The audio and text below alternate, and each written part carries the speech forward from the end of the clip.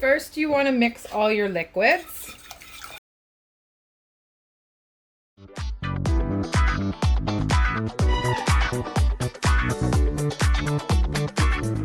Next, you want to mix all your dry. The idea here is to not stop stirring.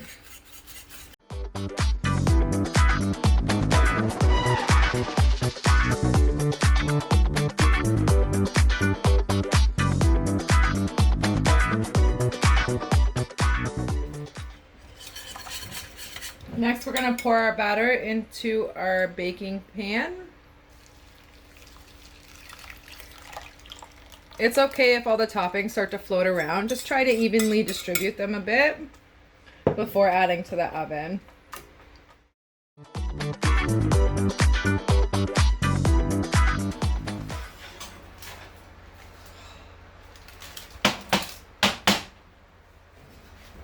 You want to let this cool for 10 minutes and then take it out of the baking pan with the parchment paper and let fully cool before you cut.